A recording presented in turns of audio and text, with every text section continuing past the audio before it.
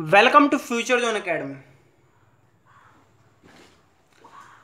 आज हम class 10th के साइंस की ओर बढ़ते हैं।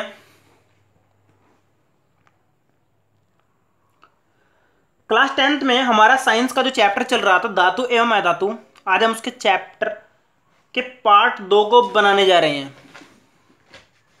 आप लोगों से रिक्वेस्ट है कि अगर आपको वीडियो अच्छी लगे तो आप वीडियो को लाइक करें और हमारे चैनल को सब्सक्राइब करें,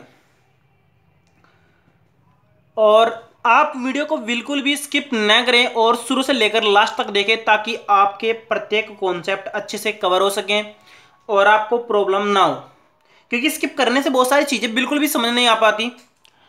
तो आइए चलते हैं आगे। हाँ, नोट, यदि आप हमारे विशेष बैच से जुड़ने चाहते हैं तो आप 8755084148 से संपर्क कर सकते हैं।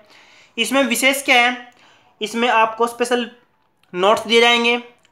आपकी परफॉर्मेंस को बढ़ाने के लिए और समय समय पर चेक करने के लिए आपका टेस्ट लिया जाएगा और आपको वर्किंग सेट भी दी जाएगी। ओके, आइए चलते हैं चैप्टर की हेडिंग की ओर। आज का जो हमारा टॉपिक है, आज जो हमारा वीडियो में जो पॉइंट चलने वाला है, पहली हेडिंग है वो है धातु एवं अधातु से अभिक्रिया। धातु और अधातु की परस्पर अभिक्रिया से क्या बनता है और वे कैसे कैसे अभिक्रिया करते हैं, तो उसके बारे में हमारा टॉपिक है। तो मैं आपको बताऊं, जब भी धातु और अधातु की अभिक्रिया होती है तो आपका आयनिक यौगिक बनता है। तो इसका मतलब क्या हुआ कि आपकी धातु प्लस आपका क्या होगा, अधातु होगा और आपका बनेगा क्या, आयनिक यौगिक। क्या बनेगा आपका, आयनिक यौगिक। याद रखना, अगर आपसे कोई आयनिक यौगिक की परिभाषा पूछ ले तो आप परिभाषा क्या बताएंगे, जब धातु कोई भी एक धातु एक इलेक्ट्रॉन ट्रांसफर करके स्थानांतरित करके अधातु को दे देती है तो जो आपका यौगिक बनता है, जो भी आपका क्या बनता है, यौगिक बनता है, तो वो बनता है आपका आयनिक यौगिक। तो ध्यान से समझिए, जब धातु कोई एक या एक से अधिक इलेक्ट्रॉन अधातु को देकर उसका पूर्ण अष्टक कंप्लीट कर देती है तो आपका जो भी यौगिक बनता है उसको क्या बोलते हैं, आयनिक यौगिक।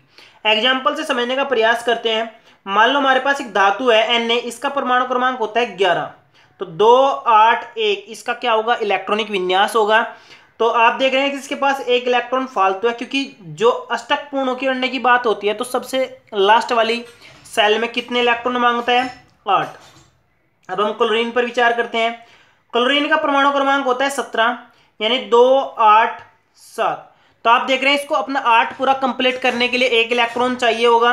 तो आप यहां पर कैसे कंप्लीट कर सकते हैं, ये इलेक्ट्रॉन इसके पास अगर चला जाए तो यहां पर क्या शेष रह जाएगा, यहां पर शेष रहेगा 28 और यहां पर क्या हो जाएगा 288। तो आपका यौगिक तैयार हो जाएगा।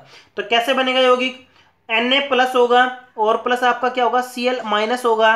तो जब आप ये प्लस का इलेक्ट्रॉन किसको, Cl को दे देंगे तो आपका क्या बन जाएगा, NaCl बन जाएगा और ये प्लस माइनस एक दूसरे को क्या कर देंगे, कैंसिल कर देंगे। तो इस प्रकार जो भी आपका यौगिक बना है, इस यौगिक को हम क्या कहेंगे, आयनिक यौगिक कहेंगे। क्या कहेंगे, आयनिक यौगिक। तो ये आपका क्या होगा, आयनिक यौगिक होगा। ओके, तो आयनिक यौगिक की परिभाषा क्या होगी, जब धातु और अधातु परस्पर इस प्रकार अभिक्रिया करते हैं कि धातु अपने कुछ इलेक्ट्रॉन अधातु को देकर उसके अष्टक कंप्लीट कर देता है तो जो यौगिक बनता है वो आपका आयनिक यौगिक होता है। तो आइए नेक्स्ट हेडिंग की ओर बढ़ते हैं, आयनिक यौगिकों के गुणधर्म। तो आयनिक यौगिकों के गुणधर्म क्या क्या है, तो एक एक करके लेकर चलते हैं। पहले हम देखते हैं भौतिक अवस्था। तो जो आयनिक यौगिकों की भौतिक अवस्था देखते हैं तो इनकी भौतिक अवस्था सामान्यतः कैसी होती है, ठोस होती है। कैसी अवस्था होती है, ठोस। कोई पूछ ले क्यों होती है तो आपका कारण होगा क्योंकि इनके कणों के मध्य परबल बल पाया जाता है। कौन सा बल पाया जाता है, परबल आयनिक बल पाया जाता है। याद रखना, जो भी ठोस अवस्था होगी वो परबल आयनिक बल के कारण होती है। ओके, अब नेक्स्ट हेडिंग की ओर चलते हैं। नेक्स्ट हेडिंग है भंगुर प्रकृति। भंगुर क्या होता है, तो हमने पहले भी पढ़ा था कि अगर हमारे पास एक कोई पदार्थ है, अगर हम उसके ऊपर चोट मारते हैं तो चोट मारने के बाद वो क्या हो जाता है, बिखर जाता है, जैसे कांच बिखर जाता है। तो ये आपका जो गुण होता है इसको हम क्या बोलते हैं, भंगुर बोलते हैं। तो इसी प्रकार इसकी भी क्या होती है, आयनिक यौगिकों की भंगुर प्रकृति होती है। अगर इन्हें किसी से भी पीट दिया जाता है, इनके ऊपर चोट मार दी जाती है तो ये टूटकर बिखर जाते हैं। क्या हो जाते हैं, बिखर जाते हैं। तो ये जो आपकी प्रकृति है इसको हम क्या बोलते हैं, भंगुर प्रकृति बोलते हैं। आइए नेक्स्ट पॉइंट की ओर बढ़ते हैं, गलनांक एवं क्वथनांक। आपको मालूम है कि जब इनके कणों के मध्य परबल बल पाया जाता है, तो जब भी परबल बल होगा तो कण परस्पर परबल के बल के कारण बंधे होंगे, तो उनका गलनांक और क्वथनांक क्या होगा, ज्यादा होगा, अधिक होगा। तो आप याद रखें, जब भी हमारे पास कण, परमाणु या अवयवी कण आपके परबल बल द्वारा बंधे होंगे, तो आपका गलनांक और क्वथनांक सर्वाधिक होगा, अत्यधिक ज्यादा होगा, उच्च होगा। ओके, आइए नेक्स्ट हेडिंग की ओर बढ़ते हैं। तो नेक्स्ट हेडिंग है हमारी घुलनशीलता। अगर आयनिक यौगिकों की घुलनशीलता के बारे में बात करें तो ये है ना, जल में घुल जाते हैं। किस में घुल जाते हैं, जल में तो घुल जाते हैं, लेकिन कार्बनिक पदार्थों में नहीं घुलते हैं। कार्बनिक पदार्थ जो भी आपका होगा ये उसमें बिल्कुल भी नहीं घुलते हैं। याद रखना, जो पदार्थ जल में घुलता है वो इसमें नहीं घुलेगा, और जो इसमें घुलता है वो इसमें नहीं घुलेगा। तो आपका घुलनशीलता किस में होगी, जल में होगी। आयनिक यौगिक आपका जल में जरूर घुल जाता है। एग्जाम्पल से भी आप समझ सकते हैं, NaCl आपका क्या होता है, साधारण नमक होता है, और एक आयनिक यौगिक भी होता है। आप देखते हैं कि नमक आपका जल में घुल जाता है, तो इसलिए आपका क्या होता है, घुलनशील होता है। लेकिन कार्बनिक पदार्थ तो तेल में नहीं घुलेगा, आप तेल में नमक डालकर देख लेना, नहीं घुलेगा। ओके, नेक्स्ट हेडिंग की ओर बढ़ते हैं। नेक्स्ट हेडिंग है हमारी चालकता। बार बार 10वीं और 12वीं क्लास में ये क्वेश्चन पूछा जाता है कि जो आपके आयनिक यौगिक होते हैं वे ठोस अवस्था में कुचालक होते हैं, और गलित अवस्था में आपके क्या होते हैं, सुचालक होते हैं। कुचालक का मतलब इनसे करंट आर पार नहीं हो पाता, और सुचालक का मतलब इनसे करंट होकर गुजर जाता है। तो ठोस अवस्था में कैसे होते हैं, कुचालक होते हैं। तो ये क्वेश्चन आपका बहुत इंपॉर्टेंट बन जाता है। और गलित अवस्था में आपके क्या हो जाते हैं, सुचालक हो जाते हैं। तो आपका आंसर क्या होगा, तो मैं आपको बता दूं, जब आयनिक यौगिक ठोस अवस्था में होते हैं तो वे कुचालक इसलिए होते हैं क्योंकि उनके अंदर मुक्त आयन नहीं होते हैं। क्या नहीं होते, मुक्त आयन नहीं होते हैं। और गलित अवस्था में क्या होता है, उनके आयन टूटकर अलग अलग हो जाते हैं, और उनके अंदर क्या हो जाते हैं, मुक्त आयन उपस्थित हो जाते हैं, जिसके कारण वे क्या हो जाते हैं, सुचालक हो जाते हैं। तो आपका आंसर क्या होगा, आप कहोगे कि आयनिक यौगिक ठोस अवस्था में विद्युत का कुचालक होता है, क्योंकि उसमें मुक्त आयन नहीं होते हैं। जैसे ही उसको गलित अवस्था में लाया जाता है तो उसके अंदर मुक्त आयन आ जाते हैं, जिसके कारण वह सुचालक बन जाता है। ओके, आइए नेक्स्ट हेडिंग की ओर बढ़ते हैं। तो नेक्स्ट हेडिंग है हमारी धातुओं की प्राप्ति। धातुओं की प्राप्ति। धातुओं की प्राप्ति का मतलब है कि आप धातु को प्राप्त कैसे करते हैं। आप लोग देखते हैं कि घरों में आपके लोहा रखा है, तो आप लोहे को कैसे प्राप्त कर रहे हैं, तो उसके बारे में जो भी जानकारी इकट्ठी होगी उसको हम क्या बोलते हैं, धातुओं की प्राप्ति के अंतर्गत। तो मैं आपको बताऊं, सर्वाधिक मात्रा में धातु कहां से प्राप्त होती है, वो होती है आपकी पृथ्वी की सतह से।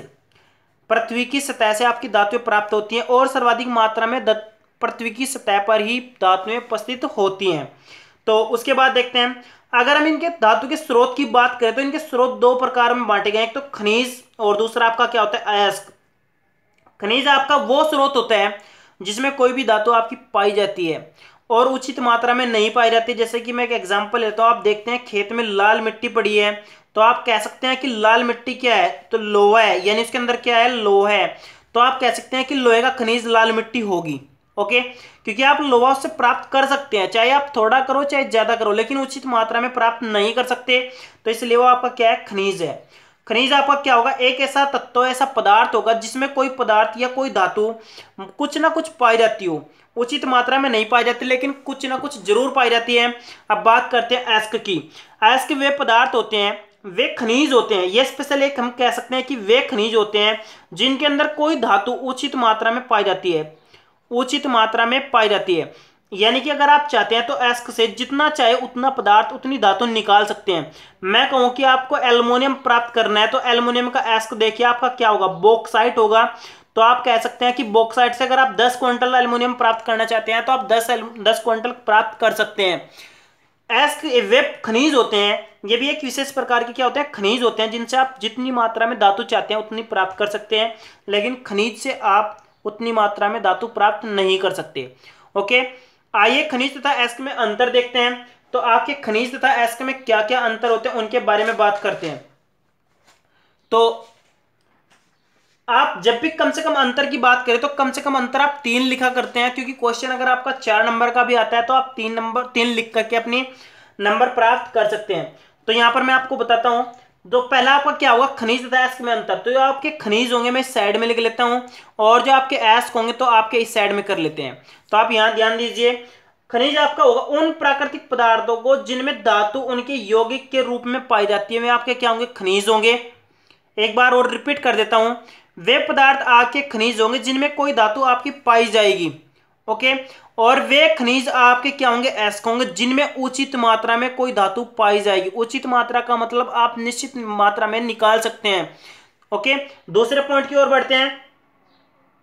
खनिजों में धातु की प्रतिशतता, अगर आप प्रतिशतता ज्ञात करें तो धातु की प्रतिशतता खनिजों में क्या होती है, कम होती है, और एस्क में खनिजों की मात्रा क्या होती है, अधिक होती है। याद रखना, इसमें धातु की मात्रा क्या होती है, एस्क में अधिक होती है और खनिज में क्या होती है, कम होती है। तीसरे पॉइंट की ओर बढ़ते हैं। इनमें अशुद्धियां ज्यादा होती हैं। इनमें क्या होता है, जो आपकी अशुद्धियां खनिजों में होती है सर्वाधिक मात्रा में होती है, ढेर ज्यादा होती हैं और धातु आसानी से नहीं निकाल पाते। इनमें आपकी अशुद्धियां क्या होती है, कम होती है। क्या होती है अशुद्धियां, कम, यानी मिलावट बहुत कम होती है, आप आसानी से कोई भी धातु निकाल सकते हैं। ओके, एक और मैं बता देता हूं आपको, चौथा, इनमें खनिजों में क्या होता है, धातु का निष्कर्षण प्रयुक्त नहीं किया जा सकता। आप कोई भी धातु शुद्ध मात्रा में पूर्णतः नहीं निकाल पाते, इसमें आप धातु पूर्णतः मात्रा में निकाल सकते हैं। ओके, आप समझ गए होंगे। आइए नेक्स्ट हेडिंग की ओर बढ़ते हैं। नेक्स्ट हेडिंग हमारी धातुओं का निष्कर्षण। धातुओं का निष्कर्षण क्या होता है, मैं आप लोगों को बताऊं। अयस्क से धातु का पूर्ण रूप से स्पष्ट निकाल देना धातुओं का निष्कर्षण कहलाता है।